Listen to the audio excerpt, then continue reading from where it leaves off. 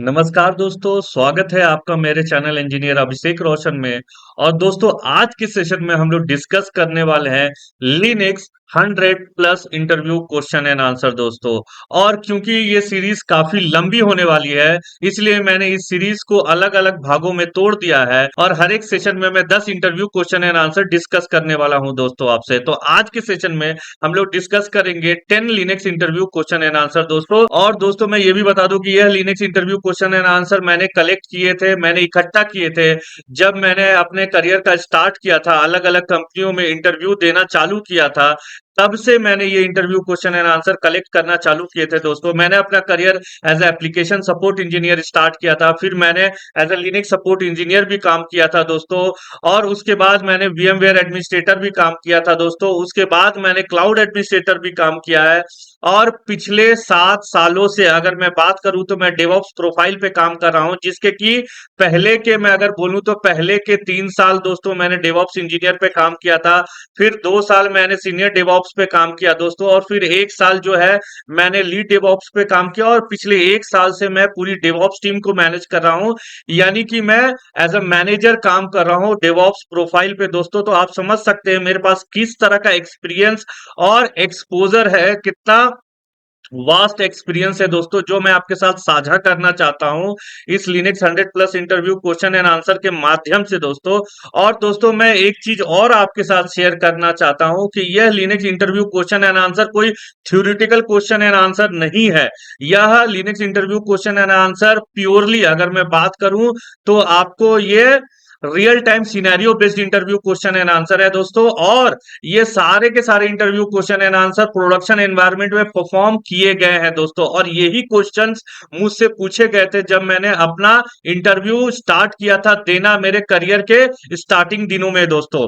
सो दोस्तों, अगर मैं बात करूं कि ये Linux interview question and answer किसको किसको सीखना चाहिए, तो मैं तो कहूंगा ये Linux 100 plus interview question and answer हर एक को सीखना चाहिए। अगर आप फ्रेशर है, अगर आप नॉन आईटी बैकग्राउंड से या फिर आईटी बैकग्राउंड से भी क्यों ना हो, अगर आप एक्सपीरियंस है और करियर में चाहते हैं कि अपने करियर को एक नई ऊंचाई दे, तो भी आप ये Linux 100 plus interview question and answer देख सकते हैं। आप डेवलपर ही क्यों ना हो, आप एप्लीकेशन सपोर्ट इंजीनियर ही क्यों ना हो, प्रोडक्शन सपोर्ट इंजीनियर क्यों ना हो, क्लाउड इंजीनियर क्यों ना हो दोस्तों, नेटवर्क इंजीनियर क्यों ना हो दोस्तों, या फिर आप कोई या फिर आप क्यूए टेस्टर क्यों ना हो दोस्तों, हर एक को ये Linux 100 plus interview question and answer देखना चाहिए, क्योंकि लिनक्स हमारा फाउंडेशन है दोस्तों। मैं आपको एक छोटे से एग्जांपल से समझाना चाहता हूं कि जैसे कि मान लीजिए अगर आप किसी इमारत को खड़ी करते हैं तो सबसे पहला काम आप क्या करते हैं, पहला नींव खोदते हैं, फाउंडेशन खोदते हैं। तो जैसे किसी भी एप्लीकेशन को अगर आपको इंस्टॉल करना है तो उस एप्लीकेशन को लिनक्स ऑपरेटिंग सिस्टम पे आप इंस्टॉल करेंगे। इसलिए लिनक्स आपका फाउंडेशन है, आपका नींव है। तो हर एक को लिनक्स सीखना चाहिए, मेरी सलाह है दोस्तों। और दोस्तों, बहुत सारे कमेंट आ रहे थे पिछले 2-3 महीने से कि सर प्लीज यह Linux 100 plus interview question and answer आप हिंदी में बनाइए, प्लेलिस्ट को आप हिंदी में बनाइए। इसका कारण यह था ये अधिक से अधिक लोगों तक पहुंच सके दोस्तों, और अधिक से अधिक लोग इसका फायदा उठा सके विथ फ्री ऑफ कॉस्ट दोस्तों। मैं इसके लिए कुछ भी आपसे चार्ज नहीं कर रहा हूं, और मेरा लक्ष्य बस एक है कि भारत का हर एक युवा जो जॉब पा सके दोस्तों। सो दोस्तों, समय को ज्यादा ना नष्ट करते हुए हम लोग सेशन को स्टार्ट करते हैं। तो आइए पहले नंबर क्वेश्चन से सेशन को स्टार्ट करते हैं दोस्तों क्वेश्चन नंबर 1 से स्टार्ट करते हैं। क्वेश्चन नंबर 1 क्या कह रहा है कि how to set a user name and password to never expire. मतलब कोई भी जो यूजर जब आप क्रिएट करते हैं लिनक्स ऑपरेटिंग सिस्टम में, यूजर और मैनेजमेंट के अंतर्गत ये आता है। तो इसमें क्या करते हैं कि जब भी कोई यूजर नेम और पासवर्ड आप नेवर एक्सपायर कैसे सेट कर सकते हैं, ये क्वेश्चन आमतौर से पूछा जाता है और बहुत ही इंपॉर्टेंट क्वेश्चन है।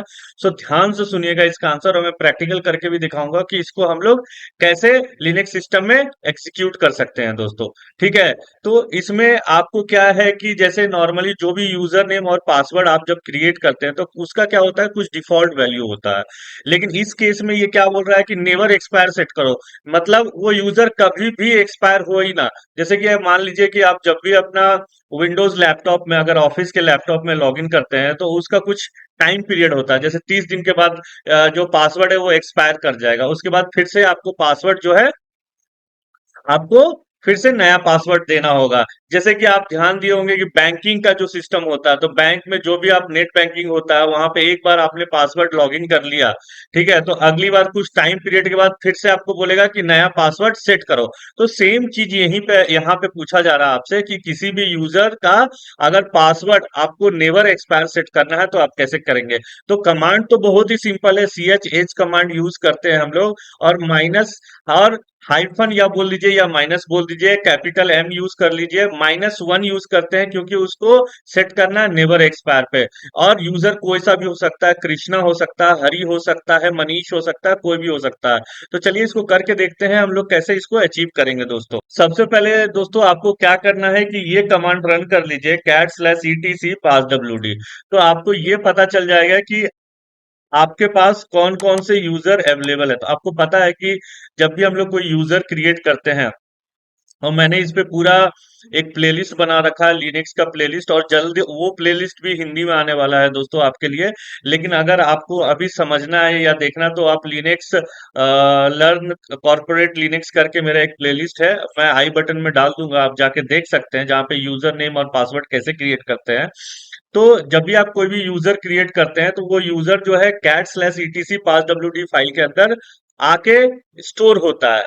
जो एक कोई लोकेशन होगा ना जी, जहां पे वो आके स्टोर होगा, तो लोकेशन क्या है, वो लोकेशन cat/etc passwd फाइल है दोस्तों। जैसे यहाँ पे आप देख सकते हैं टॉमकैट यूजर भी है। तो नॉर्मली क्या होता है, जब भी आप टॉमकैट इंस्टॉल करते हैं तो आप टॉमकैट यूजर भी क्रिएट करते हैं, है ना। तो इसी तरीके से मैंने मनीष यूजर क्रिएट कर रखा है। तो चलिए सेम कमांड को मैं रन करता हूँ, ch ओके हाइफन एल, और इस मनीष यूजर को यहाँ डाल के देखते हैं। तो आपको क्या दिख रहा है, थोड़ा मैं इसको क्लियर कर लेता हूं दोस्तों, तो आपको क्लियर से दिखेगा। तो सेम कमांड मैं फिर से रन करता हूँ, CHS-L कैपिटल मनीष यूजर का नाम, ठीक है। तो अब यहाँ ध्यान से समझिएगा इसको। तो मैंने क्या बोला, यूजर का जो पासवर्ड एक्सपायरेशन डे है, मतलब जैसे जो उसको प्रॉम्प्ट आता है, बोला जाता है कि फिर से अपना पासवर्ड रीसेट करो। तो उस केस में क्या है दोस्तों, यहाँ आप देख सकते हैं कि 30 दिन सेट है। लेकिन अगर अगर इसको नेवर एक्सपायर पे सेट करना, मान लीजिए इसको आपको एक ऐसा एक्सेस देना है, एडमिन का एक्सेस देना है कि इसका पासवर्ड कभी एक्सपायर हो ही ना, ठीक है। तो ये क्वेश्चन पूछा जाता है, थोड़ा ट्रिकी क्वेश्चन है। लेकिन आमतौर पे अगर 1 साल एक्सपीरियंस है, 2 साल एक्सपीरियंस है, या 3 साल एक्सपीरियंस वालों से ये क्वेश्चन 100% पूछा जाएगा। अगर आप फ्रेशर ही क्यों ना हो, ये क्वेश्चन आपसे पूछा जाएगा दोस्तों। तो इसको अचीव करने के लिए क्या करना है दोस्तों, CHH hyphen minus capital M, और आपको क्या देना है, -1, नेवर एक्सपायर। और किस यूजर के लिए कर रहे हैं, मनीष के लिए। ध्यान से देखिएगा इसको दोस्तों, ठीक है। और जैसे ही मैं ये करता हूं, अब फिर से मैं इसको CHH-L जब करेंगे तो आपको यूजर का इंफॉर्मेशन दिख जाएगा, ठीक है। अब देखिए यहाँ ध्यान से, जो यहाँ पे 30 डेज था, जो maximum number of days between password change, मतलब अधिकतम क्या दिन होना चाहिए जब आपका यूजर का पासवर्ड चेंज हो जाए। तो उस पहले तो 30 दिन था, लेकिन अभी मैंने इसको चेंज करके क्या कर दिया, -1 कर दिया। यानी इस यूजर का जो मैक्सिमम अवधि था, जो मैक्सिमम ड्यूरेशन था, उसको मैंने नेवर कर दिया। अब ये यूजर का पासवर्ड कभी एक्सपायर होगा ही नहीं दोस्तों। आपको समझ में आया। और एक छोटी सी चीजें मैं यहाँ पे आपको बता देना चाहता हूँ कि मैं जो यहाँ ऑप्शंस यूज कर रहा हूँ, कि जैसे -L मनीष, ठीक है। तो यहाँ जो उसका जो डिस्प्ले करा रहा हूँ, जो मनीष एक यूजर है, उस यूजर के बारे में जो भी आपको इन्फॉर्मेशन चाहिए, कि लास्ट पासवर्ड कब चेंज हुआ था, पासवर्ड एक्सपायर क्या था, पासवर्ड इनएक्टिव डेट क्या था, अकाउंट एक्सपायरेशन डेट क्या था, तो ये सारी डिटेल आप यहाँ से उठा सकते हैं। साथ ही साथ अगर इन वैल्यूज को भी आप अगर चाहते हैं चेंज करें, तो फिर आपको क्या करना, उस केस में आपको क्या करना है दोस्तों, CHH कमांड एग्जीक्यूट कीजिए, और उसके बाद आप एग्जीक्यूट कीजिए हाइफन हाइफन हेल्प। ओके, जैसे ही आप करेंगे तो इसके साथ साथ क्या क्या ऑप्शंस आप यूज कर सकते हैं, वो ऑप्शंस आपको दिखेंगे। स्मॉल डी है, जैसे लास्ट डे अगर चेंज करना चाहते हैं। जैसे अभी हम लोगों ने कैपिटल एम यूज किया था, मतलब मैक्सिमम डेज क्या होगा, अगर स्मॉल एम करेंगे तो मिनिमम नंबर ऑफ डेज क्या होगा। जैसे यहाँ पे लिखा हो ना कि minimum number of days between password change, ठीक है। तो मतलब एक प्रॉम्प्ट आएगा जो यूजर को, नॉर्मली हम लोग देखे होंगे कि इंटरनेट बैंकिंग में आपने ये चीज देखी होगी, कि जब भी कोई आप लॉगिन इंटरनेट बैंकिंग में लॉगिन करने की कोशिश करते हैं, अगर 1-2 महीने 2 महीने के बाद आपको नॉर्मली क्या होता है, एक प्रॉम्प्ट आता है कि अपने पासवर्ड चेंज करो। तो लिनक्स ऑपरेटिंग सिस्टम में भी यही सिस्टम है दोस्तों। यहाँ पे भी आपको पासवर्ड चेंज करने का, और ये सब चीजें कौन करता है, ये एडमिन का काम है, लिनक्स एडमिनिस्ट्रेटर का काम है दोस्तों।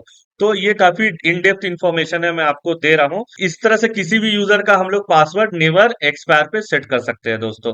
तो दोस्तों अगला क्वेश्चन बहुत ही इंपॉर्टेंट है, और ये नॉर्मली अगर आप 3 साल एक्सपीरियंस है या 4 साल एक्सपीरियंस है, तो एनीवेज अगर आप फ्रेशर भी हैं दोस्तों, तो भी आपको ये 100% हेल्प करने वाला है। तो ध्यान से देखिएगा इस क्वेश्चन को, क्वेश्चन क्या बोल रहा है, और उसको ध्यान से सुनिए मैं क्या एक्सप्लेन कर रहा हूँ। Why slash ETC pass W D and slash ETC shadow file can not be merge into one file.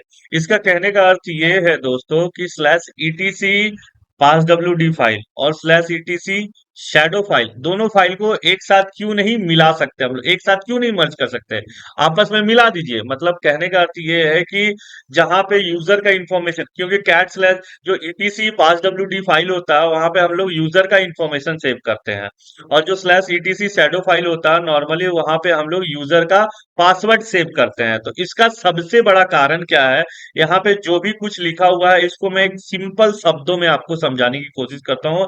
ध्यान से सुनिएगा, यही यहाँ पे इंग्लिश में लिखा हुआ है दोस्तों, आप बाद में इसको पढ़ लीजिएगा। ये दोनों रीजन बहुत ही ज्यादा महत्वपूर्ण है दोस्तों, तो ध्यान से सुनिएगा इसको, और एकदम मिस मत कीजिएगा, आपको इंटरव्यू में जाके यही बोलना है। जो सबसे पहला रीजन है दोस्तों वो थोड़ा सा जो है थ्योरेटिकल है, और जो सेकंड रीजन है मैं टेक्निकली आपको दिखाऊंगा। तो पहला रीजन क्या बोलता है इसको ध्यान से समझिएगा, एग्जांपल से समझाने की कोशिश करता हूं। ये जो etc pass W D file होता है जहां पे यूजर का इंफॉर्मेशन सेव होता है, और ईटीसी शैडो फाइल जो होता है वहां पे आपका पासवर्ड सेव होता है। तो नॉर्मली जैसे आप आधार कार्ड का एग्जांपल ले लीजिए, तो आधार कार्ड में जैसे ही आपको अपना यूजर नेम और पास यूजर नेम चेंज करना, मतलब मान के चलिए आपका नाम चेंज करना है, या फिर आपका क्या करना है, एड्रेस चेंज करना है, तो आप कहाँ, आप डायरेक्टली ऑनलाइन कर सकते हैं अपने से। लेकिन अगर मैं बोलूं आपको अपना फिंगरप्रिंट चेंज करना है, तो आप नहीं चेंज कर सकते। क्यों? क्योंकि उसका जो डेटाबेस है उसका एक्सेस एक एडमिन के पास है, और वो आपको नहीं दिया जा सकता। उसका कारण क्यों क्या है आप समझ सकते हैं, क्योंकि अगर उसको आम पब्लिक के लिए दे दिया जाए फिंगरप्रिंट, तो कोई भी उसके साथ छेड़छाड़ी कर सकता है, वो इंफॉर्मेशन को लेके हैक करके बहुत लोगों का नुकसान कर सकता है उससे। अब आपको मेरी बात समझ में आ रही होगी। तो इसका मतलब यही है कि जो etc pass W D file है और ईटीसी शैडो फाइल है, दोनों को इसलिए अलग रखा गया है क्योंकि जो हैकर्स होते हैं, तो वो हैकर क्या करेंगे, उस अगर आप एक ही फाइल में दोनों इंफॉर्मेशन को डाल दीजिएगा तो वो क्या हो जाएगा, सिक्योरिटी ब्रीच हो जाएगा। मतलब क्या होगा, कोई भी आसानी से जाके वो यूजर नेम और पासवर्ड क्या कर लेगा, हैक कर लेगा, और वो यूजर नेम पासवर्ड हैक करने के बाद वो अकाउंट को हैक कर लेगा, और उसके बाद बहुत बड़ा नुकसान हो जाएगा उस ऑर्गेनाइजेशन का दोस्तों। या फिर बैंक सिस्टम का आप बात कीजिए, बैंकिंग सिस्टम हो गया, या फिर जैसे मैंने आपको आधार कार्ड के बारे में बताया, अगर आपका फिंगरप्रिंट कोई चुरा लेता है तो आपको क्या लगेगा, आपका सारा पैसा बैंक से चला जाएगा, क्योंकि आधार कार्ड का यूज हर एक जगह होता है। तो आप इसको ध्यान से समझिए। तो ये तो हुआ एक आंसर जो मैंने एग्जांपल से समझाने की कोशिश की। अब जो दूसरा कारण है सबसे बड़ा, तो यही चीज यहाँ पे लिखा हुआ है, आप ध्यान से इसको पढ़िएगा। The existing of two files is consequence of slash ETC pass W D is a text file and that can be read by other application, so an attacker could gain access to the information of the file that include the hash password. मतलब ये बोल रहा है कि कोई दूसरा, अगर आप दोनों को आपस में मर्ज कर दीजिएगा, आपस में मिला दीजिएगा, तो कोई भी एरा गरा आके उस पासवर्ड को क्या कर लेगा, हैक कर लेगा दोस्तों। कोई भी एप्लीकेशन, मतलब यहाँ एप्लीकेशन मतलब क्या, जैसे मैंने आपको एग्जांपल दिया, तो कोई एप्लीकेशन इंस्टॉल करके ही तो आपका हैक करेगा ना। अगर आप एक ही फाइल में दोनों इंफॉर्मेशन को डाल दीजिएगा, तो अल्टीमेटली क्या होगा, आपका जो पासवर्ड है वो हैक हो जाएगा, और आपका जो भी इंफॉर्मेशन है उसके पास चला जाएगा दोस्तों। ठीक है। और दूसरा जो सबसे इंपॉर्टेंट है कि यहां जैसे लिखा, to increase security hash password that use to in the file was move to other file. और इसी कारण से जो है हम लोग जो पासवर्ड जो है वो शैडो फाइल में रखते हैं, और जो पास डब्ल्यूडी फाइल में हम लोग यूजर इंफॉर्मेशन रखते हैं। क्यों? क्योंकि जो यूजर का इंफॉर्मेशन है, जो यूजर का इंफॉर्मेशन है वो कोई भी एप्लीकेशन रीड कर सकता है, लेकिन पासवर्ड जो है वो केवल और केवल एडमिन रीड कर सकता है दोस्तों। जैसे मैंने आपको उस केस में बताया कि फिंगरप्रिंट जो है आपका, वो फिंगरप्रिंट केवल और केवल जो एक्सेस जो मेन एडमिन होंगे, जो उसके सुपर एडमिनिस्ट्रेटर होंगे, जो लोग होंगे वही केवल उसको, जो गवर्नमेंट ऑफिशियल होंगे या फिर जो हाईली कॉन्फिडेंशियल चीज है, जो बहुत ही गोपनीय चीजें हैं, वो केवल वही लोग देख सकते हैं, सभी पब्लिक के लिए नहीं खोला जा सकता। इसलिए यहाँ पे भी स्लैश ईटीसी शैडो फाइल है, जो पासवर्ड है वो केवल रूट देख सकता है और रूट के अलावा और कोई नहीं देख सकता। तो ये तो हुआ एक रीजन। और दूसरा रीजन जो सबसे इंपॉर्टेंट रीजन है दोस्तों, तो दोनों फाइल है, दोनों का जो परमिशन होता है ना, वो अलग अलग सेट किया जाता है इसी कारण से। जो स्लैश ईटीसी पास डब्ल्यू का परमिशन होता है वो नॉर्मल सेट किया जाता है, ताकि कोई भी उसको जाके रीड कर सके, नॉर्मल यूजर भी, आप, मैं, या कोई एप्लीकेशन है जो आप इंस्टॉल कर रहे हैं वो भी उसको रीड कर सके। लेकिन जो शैडो फाइल होता है, जो पासवर्ड होता है, उसका परमिशन इस तरह से सेट किया जाता है कि केवल और केवल रूट ही उसको देख सकता है और उसके अलावा कोई नहीं देख सकता। और इसको मैं आपको दिखाता हूं। सबसे पहले मैं क्या कर रहा हूं, हु एम आई रन कर रहा हूं। हु एम आई मतलब बताओ कि मैं कौन हूं। तो मैं कौन हूं, मैं मनीष हूं। ये बता रहा है आप कौन से यूजर से लॉगिन किए हो, तो आप मनीष यूजर से लॉगिन किए हो। ठीक है। आप, मैं मान लीजिए मनीष यूजर है, मनीष यूजर से slash ETC pass W D file जो है, पास डब्ल्यू डी फाइल अगर देखने की कोशिश करता हूं तो ध्यान से इसको समझिए। ये क्या दिखा रहा है, ये इसका, आप आराम से इस फाइल का जो है परमिशन देख सकते हैं दोस्तों। यहाँ पे क्लियरली आप देख सकते हैं कि ये रीड और राइट है, उसके बाद रीड और रीड है, मतलब ये 4 और 2, ओके, 6 और 4, 644 है इसका परमिशन, 644 है इसका परमिशन। और नॉर्मली यहाँ पे क्या है, ये इसका परमिशन दिखा रहा है। लेकिन आप जैसे ही एल करेंगे स्लैश ईटीसी और शैडो फाइल, ठीक है, तो देखिए शैडो फाइल का परमिशन देखिए ध्यान से। आप देख रहे हैं शैडो फाइल का परमिशन, ध्यान से देखिए। तो शैडो फाइल का परमिशन बिल्कुल भी कुछ भी सेट नहीं है, मतलब इसका जो परमिशन, नो परमिशन सेट किया गया है।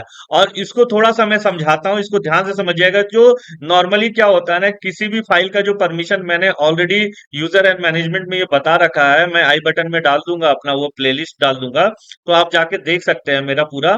ठीक है, कि उसमें क्लियरली मैंने बताया है कैसे क्रिएट करते हैं, ये परमिशन क्या होता है, सिंबॉलिक क्या होता है, सिंबॉलिकली कैसे दिखाते हैं हम लोग, और अदर वे न्यूमेरिकल कैसे दिखाते हैं हम लोग। तो अभी जो मैं बता रहा हूँ न्यूमेरिकल वे में बता रहा हूँ, जहां पे हम लोग, ये रीड का मतलब होता है, जैसे यहाँ देखिए, ध्यान से देखिए, मैंने इसलिए यहाँ पे लिख दिया read equal to 4, write equal to 2, और एग्जीक्यूट इक्वल टू 1। ठीक है। और रीड राइट एग्जीक्यूट, और इसके भी 3 भाग होते हैं। जो पहला रीड राइट एग्जीक्यूट है वो क्या है, ओनर है। जो सेकंड रीड राइट जो है वो ग्रुप है, और जो थर्ड है वो अदर्स है दोस्तों। तो इसके बारे में आप चिंता मत कीजिए। मेरा जो पूरा लिनक्स का प्लेलिस्ट है वो जल्दी हिंदी में आने वाला, वहां पे भी मैं आपको ये एक्सप्लेन करने वाला हूँ। अगर आपको अभी देखना है तो आप जाके देख सकते हैं, वहां पे मैंने ये एक्सप्लेन किया हुआ। लेकिन यहाँ पे जब मैं बात करूं तो ये समझिए। तो यहाँ क्या है, रीड राइट रीड रीड 644, मतलब आपने क्या दिया है, इसको नॉर्मल परमिशन दिया। तो मनीष भी जो है, अगर मान लीजिए, अगर जो मनीष, क्योंकि मनीष नॉर्मल यूजर है, मनीष रूट तो है नहीं, एडमिन तो है नहीं। ठीक है, तो मनीष क्या करेगा, सबसे पहले इसको slash ETC pass W D file को देखने की कोशिश करेगा। मनीष देख सकता है क्योंकि इसको क्या है, रीड राइट, इसको परमिशन दिया गया है कि आप देख सकते हो। ठीक है। और जैसे इसको क्लियर कीजिए, उसके बाद जैसे ही आप कैट और उसके स्लैश ईटीसी, और जहां पे पासवर्ड स्टोर होता है शैडो फाइल, देखिए क्या आ रहा है, परमिशन डिनाइड। मतलब जो नॉर्मल यूजर है उसको मैंने नहीं दिया है एक्सेस कि तुम मेरा पासवर्ड नहीं देख सकते हो। कोई भी यूजर हो, सिर्फ और सिर्फ रूट ही देख सकता है। और इसको मैं प्रूफ करके दिखाता हूं आपको। तो इसको ध्यान से देखिएगा, SU हाइफन रूट अगर करेंगे तो ये पासवर्ड पूछेगा। ठीक है, तो मैं यहाँ रूट का पासवर्ड देता हूं। और ये रूट का पासवर्ड सभी को नहीं मिलता, मैं आपको ईमानदारी से बोल देता हूँ। ठीक है। एडमिन, ये जो सुपर एडमिनिस्ट्रेटर, ये मेन होता है, आप बोल लीजिए मालिक। जो जैसे इस देश का जो है सबसे सर्वश्रेष्ठ पद कौन सा है, राष्ट्रपति का है। ठीक है। तो वो आप मान लीजिए, फिर उपराष्ट्रपति का है। ऐसे मैं आपको समझाने की कोशिश कर रहा हूं दोस्तों। तो ये सर्वश्रेष्ठ पद है लिनक्स ऑपरेटिंग सिस्टम में, अगर मैं आपको समझाऊं तो। ठीक है। आप जैसे ही आप देखिए, जो etc pass WD file root तो देख ही सकता है, और जैसे ही इसको आप क्लियर कर दीजिए, ठीक है, इसको क्लियर कर दीजिए, cat slash ETC, okay, shadow file. अब देखिए आप यहाँ पे केवल और केवल राष्ट्रपति ही देख सकते हैं इसका जो सर्वोच्च पद जो मेन है एक, ठीक है, जो एडमिन है, जो मेन सर्वोच्च पद पे है, वो एडमिन होता है लिनक्स ऑपरेटिंग सिस्टम में। जैसे एक घर में एक मुखिया होता है जिसके पास सब कुछ का एक्सेस होता है, जो मेन होता है, सभी को सभी एक्सेस नहीं दिया जाता है, उसी तरीके से यहाँ पे रूट को दिया जाता है दोस्तों। ठीक है, तो ये आप समझ गए। और यहाँ पे एक चीज और मैं आपको थोड़ा सा बता दूं, जो ईटीसी पास डब्ल्यू डी मैंने ऐसे डाला, ठीक है, और ये जो परमिशन आप देख रहे हैं ना, ये परमिशन को ध्यान से देख लीजिए। यहाँ पे परमिशन सेट है, परमिशन क्या सेट है, पहला भाग है आपको ओनर का, फिर ग्रुप का, और फिर अदर्स का दोस्तों। लेकिन जो नॉर्मल फाइल का जो परमिशन होता है, क्या परमिशन होता है, जो इस फाइल का ईटीसी जो शैडो फाइल का परमिशन होता है, वो परमिशन ही नहीं सेट किया जाता है। क्यों? क्योंकि वो अगर आप परमिशन नहीं सेट करेंगे तो सिर्फ और सिर्फ रूट ही एक्सेस कर सकता, और कोई एक्सेस नहीं कर सकता। तो ध्यान रखिएगा, आंसर ये जरूर बताइएगा। पहला आंसर आपको मैंने बता दिया, सिक्योरिटी हैकर्स हैक कर सकते हैं, दूसरा परमिशन का। ये दो मेन कारण है दोस्तों, ठीक है। अब दोस्तों हम लोग अगले क्वेश्चन की तरफ मूव करते हैं कि to list all the files open by a particular PID. ध्यान से समझने का कोशिश कीजिएगा मैं क्या बोल रहा हूं। और बहुत इंपॉर्टेंट क्वेश्चन है, मैक्सिमम बार पूछा गया, अगर आप प्रेशर दे रहे इंटरव्यू देने जा रहे हैं, 100% आपसे पूछा जाएगा कि जैसे मान लीजिए आप कैसे पता करोगे कि all the files is open by a particular PID. मतलब मान लीजिए कोई प्रोसेस चल रहा है, ठीक है, वो प्रोसेस आप कैसे पता चलेंगे कि अगर जो भी फाइल ओपन है, मान लीजिए कि आप कुछ भी एडिट कर रहे हैं, कोई फाइल, कोई कमांड एग्जीक्यूट कर रहे हैं, कमांड एग्जीक्यूशन, लिनक्स में हर एक चीज फाइल है। सबसे पहले तो आप इस बात को गांठ बांध लीजिए, लिनक्स में हर एक चीज फाइल है। आप कमांड एग्जीक्यूट कीजिए, प्रोसेस करिए, डायरेक्टरी भी आप जो क्रिएट करते हैं ना, वो भी एक फाइल है लिनक्स में। लिनक्स में ऐसा नहीं है विंडोज के जैसा कि डायरेक्टरी अलग है फाइल अलग है, नहीं, यहाँ हर एक चीज को हम लोग फाइल बुलाते हैं दोस्तों। ठीक है, तो लिनक्स में क्या बोला जा रहा है कि to list all the files open by a particular PID. मतलब पीआईडी मतलब क्या, प्रोसेस आईडी। मतलब जैसे मान लीजिए जैसे टॉमकेट है, एक टॉमकेट एक एप्लीकेशन है। टॉमकेट क्या है, नॉर्मली हम लोग टॉमकेट सर्वर इंस्टॉल करते हैं और उसके ऊपर हम लोग अपना जावा एप्लीकेशन इंस्टॉल करते हैं।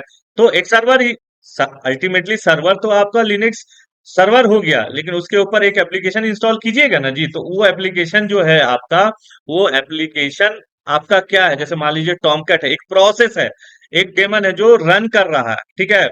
तो वो जो प्रोसेस है, उस प्रोसेस के थ्रू कौन कौन सा पीआईडी जो है, जो जो फाइल ओपन किया गया है ना, तो मैं इसको करके दिखाता हूं, आपको समझ में आ जाएगा, ध्यान से समझिएगा। तो इसका कमांड क्या होगा, ls ऑफ कमांड है, हाइफन पी और पीआईडी नंबर दे दीजिए। पीआईडी का मतलब होता है प्रोसेस आईडी, और count number of files and processes हमको यहाँ दिख जाएगा। तो आइए मैं हम लोग यहाँ पे समझने की कोशिश करते हैं, पहले इसको क्लियर कर लेते हैं। देखिए सबसे पहले तो पीएस एक कमांड है, पीएस का मतलब हो गया कि प्रोसेस बताइए, हाइफन ईएफ सारे प्रोसेस को मैं लिस्ट करने की कोशिश कर रहा हूँ, और उसके बाद ग्रेप कर रहा हूँ कौन सा प्रोसेस, टॉम कैट, ठीक है, टॉम कैट को ध्यान से सुनिए, ध्यान से समझिएगा यहाँ पे। तो देखिए जैसे टॉम कैट यहाँ रन कर रहा है मेरा ऑलरेडी। अब मैं चाहता हूं कि टॉम कैट प्रोसेस के द्वारा, ठीक है, कौन कौन सा, मतलब इसको ध्यान से समझिए, ये क्या बोल रहा है, list all the files open by a particular PID. Process पता करना है ना कि पीआईडी। तो अभी क्या किया मैंने, ये एप्लीकेशन को डायरेक्ट, तो अभी हमको क्या करना है, पीआईडी के थ्रू पता करना है कि कौन कौन सा फाइल्स ओपन है, ठीक है। तो हम क्या करेंगे, टॉमकेट का पीआईडी क्या हो गया, पीआईडी, तो ये 111114। तो मैं इस केस में क्या करूंगा, एलएस, देखिए ध्यान से देखिए क्या लिखा है, LS of, okay, LS of, okay, LS of hyphen P, और उसका पीआईडी दे दीजिए यहाँ पे उस प्रोसेस का, ठीक है। और आप देखिए कितने फाइल्स ओपन है इस पर्टिकुलर, एक एक पीआईडी से कितने फाइल ओपन किए हुए हैं, इतने सारे फाइल ओपन है, ठीक है, एक पर्टिकुलर पीआईडी से। तो कई कई बार क्या होता है, आपने ध्यान दिया होगा कि जैसे आप कुछ एडिट कर रहे हैं, ठीक है, या फिर आप आपने कुछ डिलीट किया, ये normal trouble shooting, general trouble shooting बता रहा हूँ लिनक्स एनवायरनमेंट में, जब आप प्रोडक्शन एनवायरनमेंट में क्या होता है, जब कुछ हम लोग डिलीट करते हैं, डिलीट करने के बाद भी आपने ये फेस किया होगा इशू कि जैसे ही आप करते हैं DFFNH तो पता चलता है फाइल तो आपने डिलीट कर दिया, ठीक है, लेकिन फिर भी क्या हो रहा है, आपको दिखा रहा है कि स्पेस कम हुआ ही नहीं।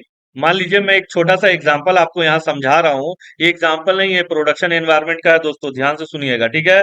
अगर मान लीजिए CD है यहाँ पे, LS-LTRH है, ठीक है। मान लीजिए वैर डायरेक्टरी है, वैर डायरेक्टरी आपका फुल हो गया, ठीक है, DF-H कमांड रन कर लीजिए, इससे आपको पता चल जाएगा, ठीक है, कि कौन कौन सा डायरेक्टरी फुल है, कौन कौन सा कितना स्पेस अवेलेबल है आपके पास, ठीक है। तो इसमें अगर आप ध्यान से देखेंगे, जैसे मान लीजिए ये डेव है, डेव फुल हो गया, ठीक है, अगर कुछ चीज आप माउंट करके रखे हैं, स्लैश डेटा जो बाद में माउंट करेंगे, मान लीजिए जिसमें आपका एप्लीकेशन रन कर रहा है, ठीक है, वो फुल हो गया, भर गया है एकदम, पूरा फुल है, आपने डिलीट कर दिया फाइल, फिर भी देख रहा है कि यार नेक्स्ट टाइम जब मैं DF-H कर रहा हूं, फिर भी दिखा रहा है स्पेस कम हुआ ही नहीं है, उतना का उतना। उसका सबसे बड़ा कारण ये होता है क्योंकि कुछ PIDs जो होते हैं उस पर्टिकुलर प्रोसेस को मतलब पकड़ के रखते हैं, ध्यान से समझिएगा, पकड़ के रखेंगे, आप बोलेंगे कि आपको पता चलेगा कि आपने तो क्लियर कर दिया, लेकिन वो फाइल क्या है, अभी भी ओपन है। वो क्या है, एक प्रोसेस है ना जी, जो आपने डिलीट मारा है, जो फाइल को डिलीट मारा या जो कुछ भी आपने डिलीट मारा, वो भी एक प्रोसेस है, ठीक है। तो उस प्रोसेस क्या है, वो अभी भी होल्ड करके रखा हुआ है, ठीक है।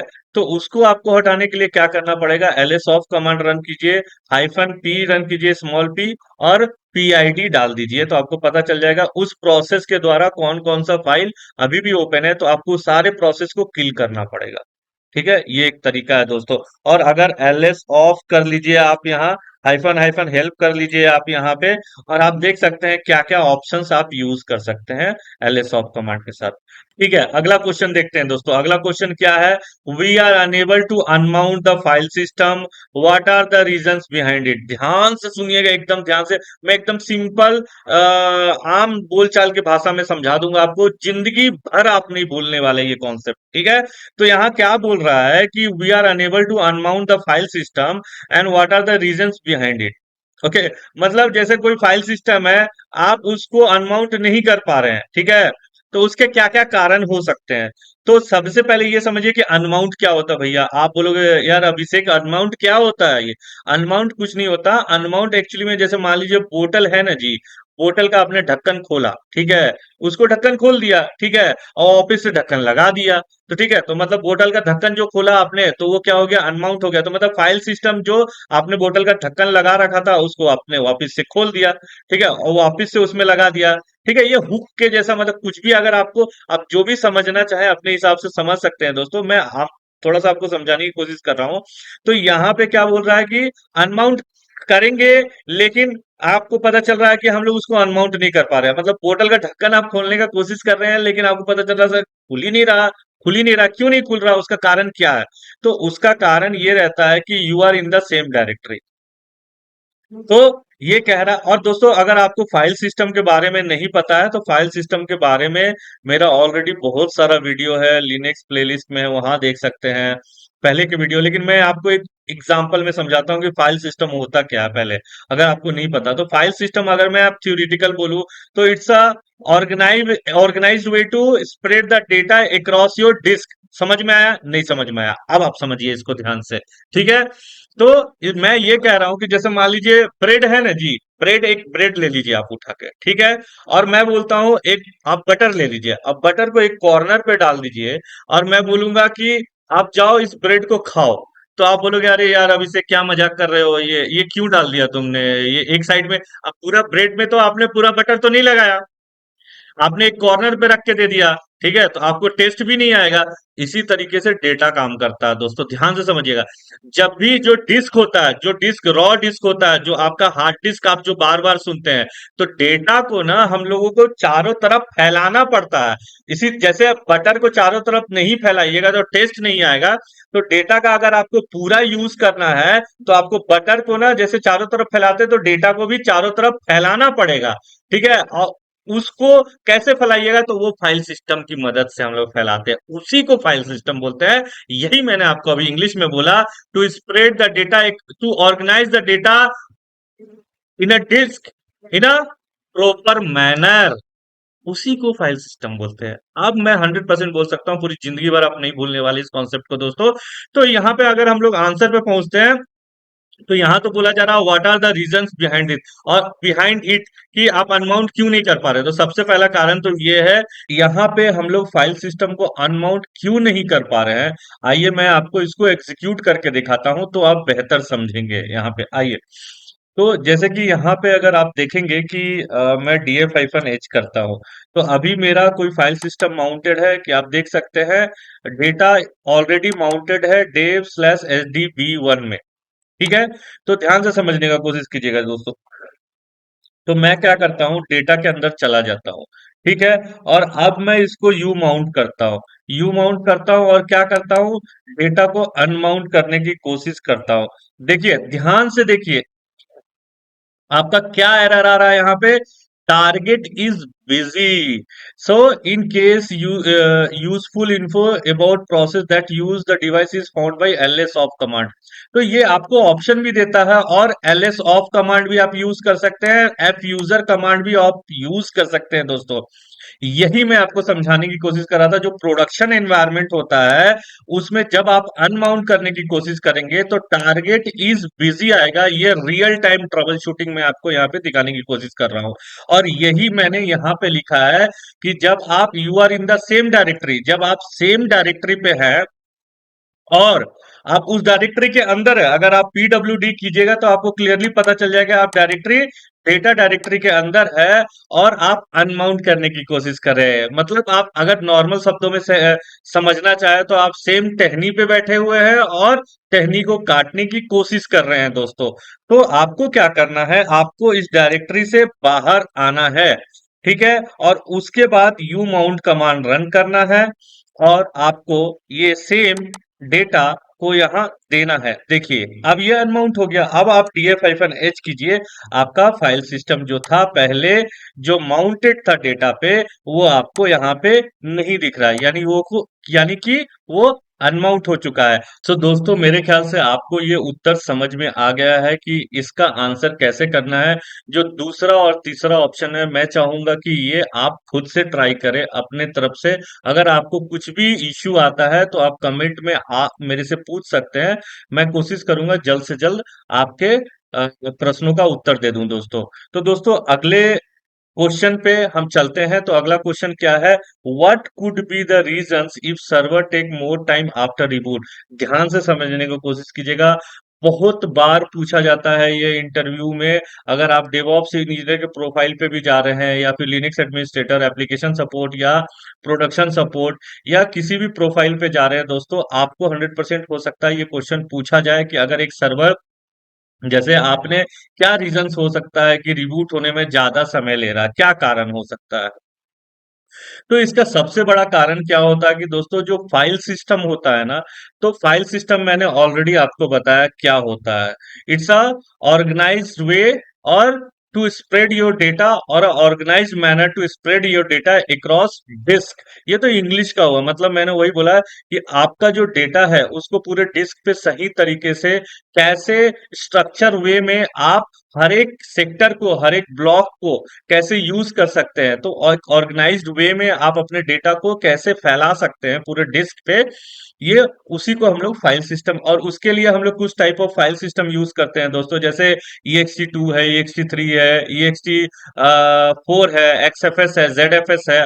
अलग अलग टाइप के फाइल सिस्टम होते हैं। ntfs फाइल सिस्टम आपने विंडोज में सुना होगा, फैट फैट फाइल सिस्टम आपने विंडोज में सुना होगा। इसी तरह से लिनक्स में ext2, ext3, ext4, xfs और zfs करके होता है दोस्तों। सो नॉर्मली पहले के फाइल सिस्टम में क्या होता था कि जो जर्नलिंग फीचर नहीं होती। जर्नलिंग फीचर मतलब क्या, कि जब भी मान लीजिए कोई भी फाइल सिस्टम करप्ट हो गया, ठीक है, किसी कारणवश उसमें कुछ खराबी आ गई, तो फिर उसका कोई बैकअप नहीं मिलता था हमको। लेकिन अभी के फाइल सिस्टम में क्या सीन है कि हम लोगों को बैकअप मिल जाता है दोस्तों। तो उसकी मदद से क्या करते हैं हम लोग, अगर कुछ भी प्रॉब्लम है तो उस फाइल सिस्टम को रिपेयर कर देते हैं एफएससी के कमांड से। मैं आगे चल के ये सारी बातें आपको बताऊंगा, तो अपना थोड़ा सा धैर्य बनाए रखें मेरे साथ। तो यहाँ पे क्या है, file system got corrupted and it's ext two ext is not having journaling feature. तो जैसे कि मैं थोड़ा सा आपको यहाँ समझाने की कोशिश करता हूँ कि मैं इसको पूरा क्लियर कर देता हूँ दोस्तों। अब यहाँ पे समझने का कोशिश कीजिएगा कि हम लोग सीडी स्लैश में आ गए, टॉप मोस्ट लेवल पे आ गए, ठीक है। और df-h कर लेता हूं तो मैं देखता हूं कुछ माउंटेड है या नहीं है। यस, तो अगर आप देख सकते हैं कि slash Dave slash hdb1 mounted है। तो नॉर्मली क्या होता है कि जब भी किसी फाइल सिस्टम को आप फॉर्मेट करने की कोशिश करते हैं, जैसे विंडोज में हम लोग फॉर्मेट करते हैं नॉर्मली, या तो एनटीएफएस फाइल सिस्टम होता है या फैट फाइल सिस्टम होता है, हम लोग फॉर्मेट करते हैं। तो यहाँ पे भी MKFS करके एक कमांड होता है, अगर आप डबल टैप प्रेस करेंगे तो आपको पता चलेगा ext2 ext4 ऐसा करके XFS फाइल सिस्टम होता है और ZFS करके vfat फाइल सिस्टम भी होता है दोस्तों। तो आपको क्या करना है, यहाँ पे ext4 कर देना है, क्योंकि ext4 में जर्नलिंग फीचर होता है, जिससे अगर किसी कारणवश आपका जो फाइल सिस्टम अगर करप्ट हो गया है तो उसको हम लोग रिपेयर कर सकते हैं, ठीक है। तो जैसे मान लीजिए आप इसको अगर ये, तो यहां लिख के आ रहा mounted will not make a file system, तो पहले क्या करना पड़ेगा, देखिए ये भी एक रियल टाइम ट्रबल शूटिंग है, मैं आपको दिखा रहा हूं। तो आप फाइल सिस्टम को तब तक नहीं फॉर्मेट कर सकते जब तक आप उसको अनमाउंट ना कर दे मेरे दोस्तों, ठीक है। तो आपको क्या करना पड़ेगा, यू माउंट करना पड़ेगा, और आपको क्या अनमाउंट करना पड़ेगा, डेटा को अनमाउंट करना पड़ेगा। फिर से वही कमांड को रन कीजिए, देखिए आपका, देखिए ये ऑलरेडी ब्लॉक्स करके आ रहा है ना, super blocks, backups, creating general. आप अगर यहाँ ध्यान से देखेंगे, यहाँ लिख के आ रहा है जनरल, राइट। मतलब ये क्या बोल रहा है कि अगर कुछ भी फाइल सिस्टम में आपका एरर आता है या कुछ भी होता है तो आप उसको फिर से रिपेयर कर सकते हैं। तो सबसे मेन रीजन ये होता है कि आपका फाइल सिस्टम नॉर्मली करप्ट हो जाता है, जिसके कारण सर्वर ज्यादा समय लेता है रिबूट होने के लिए, ठीक है दोस्तों। तो दोस्तों हम लोग अगले क्वेश्चन पे मूव करते हैं, जो कि क्वेश्चन नंबर 6, और इस क्वेश्चन को एकदम ध्यान से सुनिएगा, क्योंकि ये सबसे ज्यादा बार पूछा गया क्वेश्चन है मेरे से इंटरव्यू में। जब मैं लिनक्स एडमिनिस्ट्रेटर के लिए जाता था इंटरव्यू देने, तो मैंने 200 से ज्यादा इंटरव्यू दिए हुए हैं दोस्तों, और वहीं से मैंने ये सारे क्वेश्चन है ना, क्वेश्चंस कलेक्ट किए हुए हैं, ठीक है। तो आप इसको ध्यान से सुनिएगा। तो क्वेश्चन क्या है कि we are trying to create the file under any partition but we are getting permission denied flood, what could be the reason, however no space issue no permission issue. ध्यान से सुनिएगा, मतलब ये क्या कह रहा है कि अगर आप किसी फाइल है, ठीक है, अगर आप कोई पार्टीशन है उसके अंदर आप कोई फाइल क्रिएट करना चाहते हैं, मान लीजिए अगर मैं बोल रहा हूं, हम लोग सबसे पहले इसको क्लियर कर देते हैं, ध्यान से सुनिएगा इसको, ठीक है। तो स्लैश डेटा है, ठीक है, cd स्लैश डेटा, इसके अंदर चले गए। अब मान लीजिए मैंने ls किया, यहाँ पे कोई फाइल नहीं है। अब जैसे ही आपने फाइल क्रिएट करने की कोशिश की दोस्तों, मैं बोल रहा हूँ जस्ट टच कमांड यूज कीजिए और फाइल 1.txt कर दीजिए। तो आपने क्या देखा, एक फाइल क्रिएट हो गया, क्योंकि अभी यहाँ स्पेस है। लेकिन क्वेश्चन में क्या बोला जा रहा है कि we are trying to create a file under any partition but we are getting permission denied alert. मतलब आप यहाँ पे फाइल क्रिएट करने का कोशिश कर रहे हैं, लेकिन परमिशन डिनाइड अलर्ट आ रहा है। क्या कारण हो सकता है, जो इंटरव्यूअर रहेगा आप उसके जाल में ना फंसे, वो आपको फिर से बोलेगा कोई स्पेस का भी इश्यू नहीं है, ना ही वो बोलेगा कोई परमिशन का इश्यू है। परमिशन मतलब मान लीजिए आप रूट यूजर है, नॉर्मल यूजर भी हैं, तो भी आपको ये परमिशन आ रहा है, और आपके पास स्पेस भी है। मतलब वो ये कह रहा है कि ये 100% वहां पे स्पेस है, बट फिर भी आप जो है उस डायरेक्टरी में फाइल या उस पार्टीशन, क्योंकि देखिए ये डायरेक्टरी जैसे हम लोगों ने dev slash S D A one में माउंट किया था, तो वो क्या हो गया, वो पार्टीशन हो गया। तो उस डायरेक्टरी को माउंट करना पड़ता है उस पार्टीशन को यूज करने के लिए दोस्तों। तो उस केस में क्या हुआ यहाँ पे कि आपने जैसे ही क्रिएट करने का कोशिश किया, आपको क्या आ रहा, परमिशन डिनाइड अलर्ट, ठीक है। और उसने ऊपर से क्या डाल दिया उस पे, जैसे आप जब इंटरव्यू देने जाएंगे तो इसको अगर मैं अदर दूसरे शब्दों में बोले तो आग में और घी डालने का काम कर दिया। मतलब क्या बोल रहा है वो कि अगर वहां कोई स्पेस इशू भी नहीं है, कोई परमिशन इशू भी नहीं है, अब बताओ क्या कारण है कि हम फाइल नहीं क्रिएट कर पा रहे। आप मेरी बातों को ध्यान से सुनिएगा, मैं आपको नॉर्मल से समझाऊंगा, फिर आपको समझाऊंगा इसका एग्जैक्ट आंसर क्या है। जैसे एक सोसाइटी है दोस्तों, एक बड़ा सा सोसाइटी है, सोसाइटी में 100 घर है।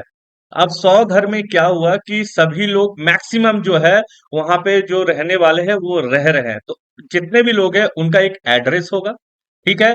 अब उस सोसाइटी में मान लीजिए कुछ नए लोग रहने के लिए आए, तो जो पुराने लोग हैं वो घर छोड़ के जाएंगे, लेकिन उन लोगों ने अपना जो एड्रेस है या जो बोर्ड है उसको नहीं हटाया। तो जो नए लोग जब रहने आएंगे तो कैसे पता चलेगा कि जो नए लोग आ रहे हैं उनका एड्रेस क्या है, उनका नाम क्या है। तो जो पहले से वहां पे लोग रह रहे थे, तो इससे मतलब नहीं है कि आपके पास कितना स्पेस है, साथ ही साथ मतलब ये है कि जो लोग पहले से रह रहे थे उनका एड्रेस क्या है। तो मतलब समझने की कोशिश कीजिएगा ध्यान से। तो ऑपरेटिंग सिस्टम में भी ऐसे होता है कि जो स्पेस होता है उसका एक एड्रेस होता है। जैसे सी में एक पॉइंटर करके होता है, पॉइंटर का मतलब क्या, विच होल्ड्स द एड्रेस। तो हर एक एड्रेस का एक एक सॉरी हर एक स्पेस का एक, और हर एक ब्लॉक और सेक्टर जो ऑफ स्पेस का होता है उसका एक एड्रेस होता है। तो हम लोगों ने तो ये तो बोल दिया कि स्पेस तो खाली हो गया, लेकिन जो एड्रेस है वो अभी भी वहीं पे है, उस पर्टिकुलर स्पेस के नाम पे। मतलब उसी को हम लोग आइनोड बोलते हैं दोस्तों। यहाँ पे जैसे मैंने बोला कि इसका सबसे बड़ा कारण ये होता है कि हम लोग we are running out of inode.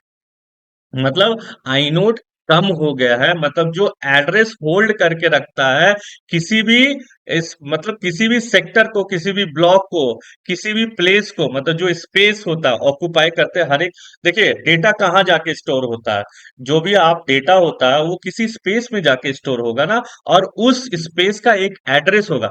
मान लीजिए सिस्टम है, सिस्टम तो ऑटोमेटिक तो नहीं समझ जाएगा कि इस सेक्टर में या इस घर में अगर मैंने आपको बोला जाओ अभिषेक का पता लगाओ, तो आप अभिषेक का घर ऐसे तो नहीं आपको आकाशवाणी आएगा और आप पता लगा लेंगे। उसके लिए आपको क्या करना पड़ेगा, आपको अभिषेक के एड्रेस पे जाना पड़ेगा सबसे पहले।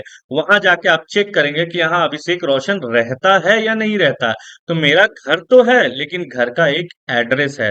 ठीक है, तो यही मैं आपको समझाने की कोशिश कर रहा था। जो आई नोड है वो एक एड्रेस होता है उस प्लेस का, उस स्पेस का, उस ब्लॉक का दोस्तों। तो नॉर्मली क्या होता है कि हम लोग, यही सबसे बड़ा रीजन होता है कि आपको कोई स्पेस इश्यू भी नहीं रहेगा या फिर कोई परमिशन इश्यू भी नहीं रहेगा, फिर भी आप फाइल नहीं क्रिएट कर पाते हैं। तो वो एड्रेस जो पुराने वाला, जो पुराना स्पेस ऑलरेडी था उसका एड्रेस अभी भी वहां पे है। तो इसके लिए आप क्या कमांड रन करेंगे दोस्तों, df-i कमांड रन कीजिए।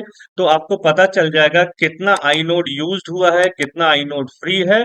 आप इससे पता कर सकते हैं दोस्तों। तो दोस्तों इस तरह से आप पता कर सकते हैं। अगर किसी यूजर के बारे में भी आपको पता करना है, जैसे कोई एफटीपी यूजर है, तो डायरेक्टली df-i आप एग्जीक्यूट करके आप देख सकते हैं कि वो आई नोड का कहाँ पे प्रॉब्लम हो रहा है। ठीक है, और ये एक मैंने सैंपल आउटपुट यहाँ पे डाल दिया है, और मैंने आपको ऑलरेडी df-i कमांड रन करके दिखाया है कि कितने आई नोड फ्री है, कितने अवेलेबल है। और आप इसको ऐसे भी समझ सकते हैं, df-i और dev/sd, अभी हम लोग क्या ले रहे थे, 1। तो आप यहाँ देख सकते हैं sda1 में जो है इतने आई नोड, क्या है टोटल, इतने आई नोड है, इतने आई नोड यूज हो चुके हैं और इतने आई नोड फ्री हैं दोस्तों। तो इसका आंसर यही है।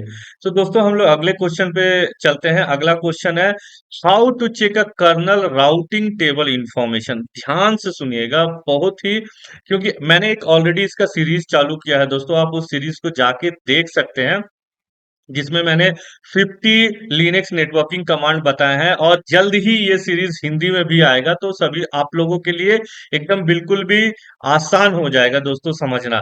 तो नॉर्मली क्या होगा, how to check a kernel routing table information, मतलब कर्नल का राउटिंग टेबल इंफॉर्मेशन मतलब क्या, आपका गेटवे क्या है, मतलब आपको पता करना है कि जो आपका नेटवर्क है, जैसे मान लीजिए ये आपका सर्वर हो गया, जैसे ये एक वर्चुअल मशीन हो गया, इस वर्चुअल मशीन का एक आईपी हुआ।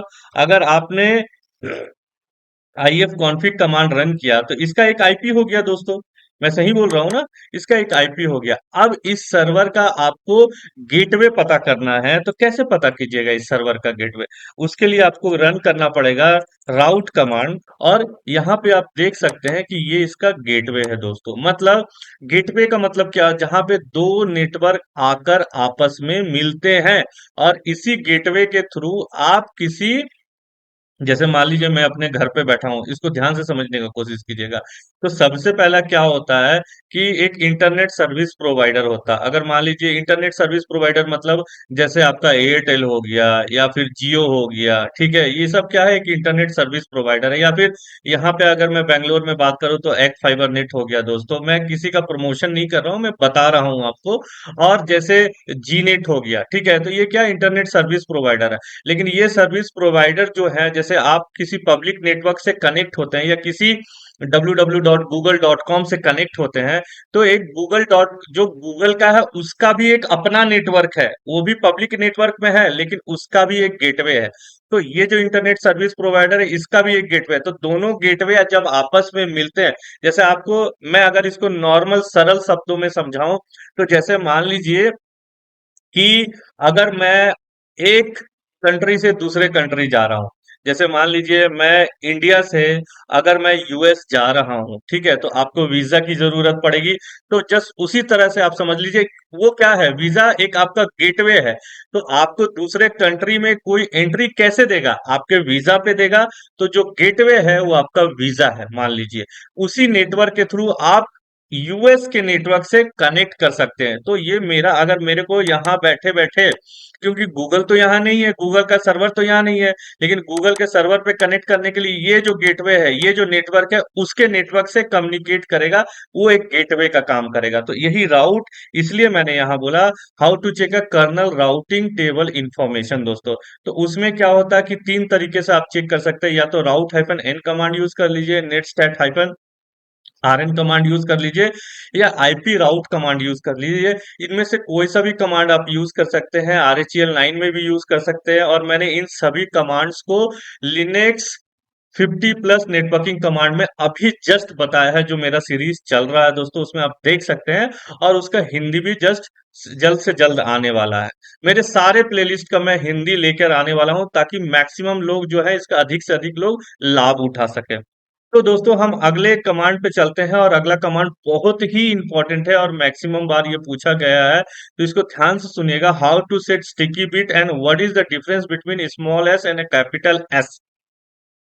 तो ये क्या बोल रहा है? एक स्टिकी बिट करके होता है दोस्तों, ठीक है। एक सेट यूआईडी होता है, एक सेट जीआईडी। अगर इसके बारे में और डिटेल समझना चाहते हैं, तो मेरा लिनक्स का जो प्लेलिस्ट है, जो कोर्स है, जो उसको आप पूरा देखिए। उसमें मैंने एक एक चीज बहुत बारीकी से एक्सप्लेन किया है। तो आप जाकर वहां समझ सकते हैं इसको। तो पहले तो मैं आपको पढ़ के समझाता हूँ, फिर आप ध्यान से इसको समझने का कोशिश कीजिएगा। तो क्वेश्चन तो सिंपल सा यही है कि स्टिकी बिट क्या होता है, और इस उसमें एक स्मॉल एस होता है और एक कैपिटल एस होता है दोस्तों। तो स्मॉल एस और कैपिटल एस में क्या फर्क है? तो स्टिकी बिट क्या है? स्टिकी बिट एक स्पेशल तरह का परमिशन है, जो कि हम किसी भी फाइल और डायरेक्टरी पे अप्लाई करते हैं लिनक्स ऑपरेटिंग सिस्टम में।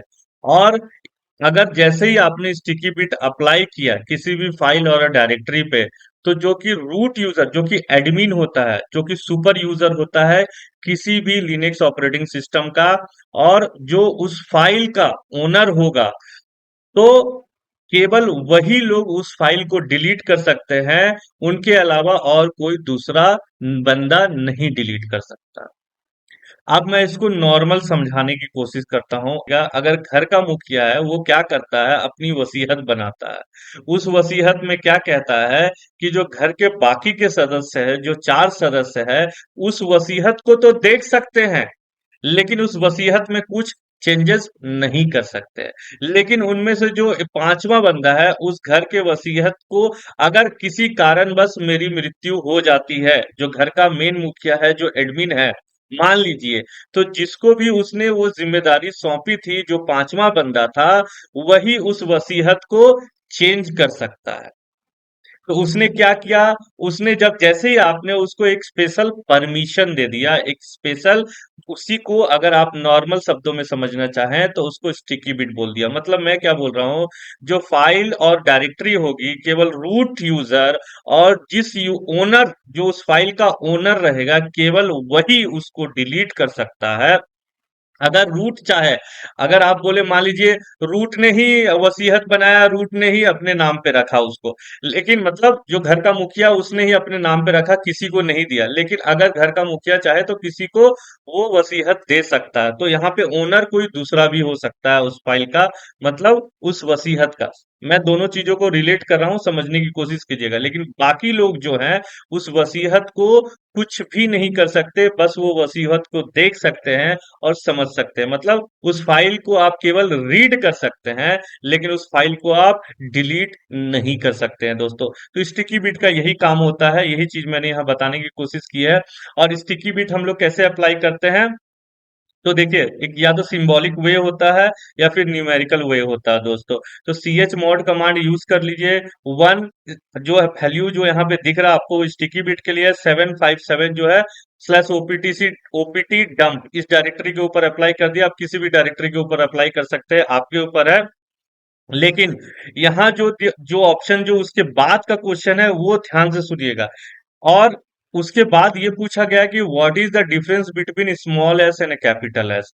तो वहां पे क्या होता है, जो छोटा एस होता है वो सेट यूआईडी और एग्जीक्यूटेबल होता है, और जो कैपिटल एस होता है उसमें सेट यूआईडी तो हम लोग डालते हैं, लेकिन वो नॉन एग्जीक्यूटेबल होता है। तो अब आपका यहाँ प्रश्न आएगा कि सेट यूआईडी क्या है अभिषेक। तो इसके लिए मैंने ऑलरेडी एक डिटेल वीडियो मैंने Linux 100+ interview question and answer English वाले में डाल रखा है, और जल्द ही, क्योंकि मैं अभी क्या है मिक्स क्वेश्चन एंड आंसर आपको बताने वाला हूं 80 क्वेश्चन तक दोस्तों। उसके बाद 80 के बाद जो भी क्वेश्चंस आएंगे वो डेडिकेटेड टॉपिक वाइज रहेंगे, वो interview question and answer dedicated topic wise रहेंगे। तो वहां पे set UID, set GID, sticky bit से रिलेटेड जो भी क्वेश्चन है वो हर एक क्वेश्चन को मैं कवर करने वाला हूं हिंदी में। वो ऑलरेडी कवर है, अगर आप देखना चाहें तो जाके इंग्लिश में देख सकते हैं, लेकिन अगर हिंदी में आप जानना चाहें तो थोड़ा आपको सब्र करना पड़ेगा। तो यहाँ पे हम लोग ये एक्शन परफॉर्म करके देखते हैं और देखते हैं क्या होता है। और C H mod 4700 executable permission दोस्तों, अगर आपको किसी पे भी सेट यूआईडी सेट करना है, ठीक है, तो आप कैसे सेट कर सकते हैं। तो पहले तो हम लोग ये देखेंगे कि स्टिकी बिट कैसे सेट कर सकते हैं। तो आइए, तो हम लोग क्या करेंगे, सीधी टॉप मोस्ट लेवल पे चले जाइए, यहाँ एलएल कर लीजिए। यहाँ देखिए कोई डेटा डायरेक्टरी है, हाँ जी डेटा डायरेक्टरी है, डेटा डायरेक्टरी के अंदर चले गए। अब मैंने क्या कर लिया जी, यहाँ पे नॉर्मल एक टच फाइल 1.txt करके क्रिएट कर लिया जी। अब मैंने क्या बोला, चलो भाई इसको मैं स्टिकी बिट इस पे सेट कर देता हूँ। तो कैसे सेट करूंगा, 1757, तो 1757 आपके ऊपर है। वन, जो पहला वन है वही बताता है कि आप इस पे स्टिकी बिट डाल रहे हैं। किस फाइल पे डाल रहे हैं, तो इस फाइल पे डाल रहे हैं। चलिए मैंने डाल दिया। अब हम लोग एलएल करके देखते हैं कि इस फाइल का जो परमिशन है वो क्या आ रहा है। अगर आप ध्यान से देखेंगे तो यहाँ एक टी आ गया दोस्तों, यही आपका स्टिकी बिट है। तो आपने इस पे क्या कर दिया, एक स्पेशल परमिशन लगा दिया। अब इस फाइल को कौन डिलीट कर सकता है, इस फाइल को सिर्फ और सिर्फ रूट यूजर डिलीट कर सकता है, और जो इस फाइल का ऑनर होगा, इस फाइल का ऑनर भी कौन है, रूट ही है दोस्तों। अगर मान लीजिए मैं यहाँ पे एस यू हाइफन मनीष करता हूँ, फॉर एग्जाम्पल मैं मनीष यूजर स्विच कर लेता हूँ और rm कमांड रन करने की कोशिश करता हूँ फाइल 1.txt पे, ठीक है, ध्यान से देखिएगा। तो जैसे ही मैंने रन करने की कोशिश की, पहले तो आप उस डायरेक्टरी में चले जाइए स्लैश डेटा के अंदर, और आप अगर देखेंगे तो यहाँ पे स्टिकी बिट ऑलरेडी लगा हुआ है, क्योंकि ये नॉर्मल यूजर है मनीष। और मनीष जैसे ही आरएम और इसको डिलीट करने की कोशिश करता है इस फाइल को, देखिए क्या आ रहा, परमिशन डिनाइड। तो इस फाइल को कौन डिलीट कर सकता है, सिर्फ और सिर्फ रूट ही डिलीट कर सकता है और जो इसका ऑनर हो। मान लीजिए इस फाइल को तो रूट डिलीट कर सकता है और ओनर मैंने किसी और को बना दिया, मान लीजिए मनीष को मैंने बना दिया, तो मनीष फिर इस फाइल को डिलीट कर सकता है। यही मैं आपको समझाने की कोशिश कर रहा था दोस्तों। तो अगर आप जैसे ही यहाँ से एग्जिट करेंगे और एग्जिट करने के बाद सीडी डेटा में आप ऑलरेडी है, एलएल कर लीजिए, आरएम कर लीजिए, और उसके बाद आप इसको डिलीट मारने की कोशिश कीजिए। ये पूछेगा प्रॉम्प्ट, यस कर दीजिए, देखिए आपका फाइल जो है वो डिलीट हो गया। बस यही है स्टिकी बिट। और स्मॉल एस और कैपिटल एस अगर आपको अप्लाई करना है तो ये मैं चाहूंगा आप इसको कीजिए। C H mod 4700 executable permission होता है दोस्तों। तो अगर स्मॉल एस जो होता है सेट यूआईडी और एग्जीक्यूटेबल परमिशन होगा, और कैपिटल एस जो होगा set UID and non executable permission होगा। तो यही बेसिक डिफरेंस है स्मॉल एस और कैपिटल एस के बीच। तो दोस्तों अगले क्वेश्चन की तरफ बढ़ते हैं, जो कि क्वेश्चन नंबर 9 है। क्वेश्चन नंबर 8 तो हम लोगों ने कवर कर लिया, क्वेश्चन नंबर 9 देखते हैं। Which file is use to specify the default gateway. तो डिफॉल्ट गेटवे मैंने आपको ऑलरेडी समझाया कि दोस्तों यहाँ पे जो फाइल है मैं आपको दिखाता हूँ कि डिफॉल्ट गेटवे आप कहाँ चेंज कर सकते हैं, और जो गेटवे होता है आपका आप कहाँ मेंशन करते हैं नॉर्मली। ऐसे तो आप राउट हाइफन एन कमांड आप जस्ट मैंने आपको दिखाया, आप रन करेंगे तो आपको आपका गेटवे दिख जाएगा। लेकिन एक फाइल होती है सीडी आप कर ले या फिर आप कैट कर ले, ईटीसी सिस कॉन्फिग नेटवर्क फाइल होती है, वो आप RHEL 9 हो या 7 हो या 8 है, सब में ये आपको फाइल जरूर से मिलेगी। तो ये एंट्री हम लोग नॉर्मली करते हैं दोस्तों।